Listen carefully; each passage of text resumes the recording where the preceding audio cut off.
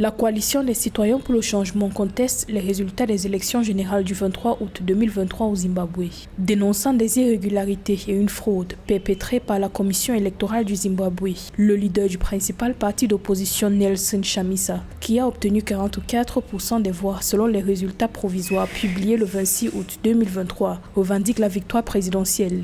Il affirme avoir remporté l'élection avec plus de 60% des voix, contrairement aux chiffres annoncés par la commission électorale qui donne pour vainqueur le président Emmerson Mnangagwa dès le premier tour, avec 52,6% des suffrages exprimés.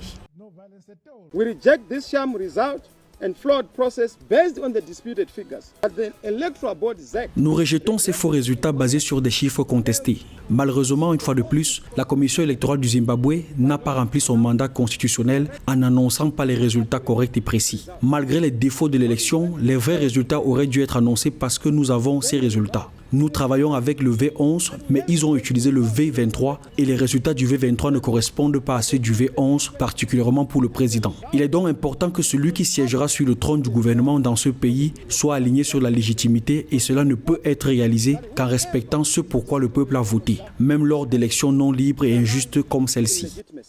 And this can only be achieved through respecting what the people voted for, even in an unfree and unfair election such as this one. Nelson Chamisa a déclaré le 27 août 2023 lors d'une conférence de presse à Harare que son parti n'attendrait pas 5 ans pour agir. La coalition des citoyens pour le changement a appelé à une réorganisation des élections et à une médiation régionale. Le leader de l'opposition zimbabwéenne a qualifié les résultats du scrutin de fraude grossière et flagrante sur les réseaux sociaux et a indiqué qu'il va y avoir du changement au Zimbabwe, que la ZANU-PF le veuille ou non. Cela ne sera pas facile, mais il y aura du changement. Nous n'attendrons pas 5 ans. Il faut du changement maintenant. Quoi qu'il en soit, nous devons faire preuve de leadership. Monsieur Mnangagwa sait qu'il a fait un coup d'État depuis 2008. Cette fois, nous avons fixé la limite. Nous ne vous permettrons pas d'abuser des citoyens. Vous n'êtes pas le dernier Zimbabwéen, vous n'êtes pas le seul Zimbabwéen. Nous sommes tous Zimbabwéens. Nous comptons tous et nous veillerons à prendre position pour défendre la démocratie.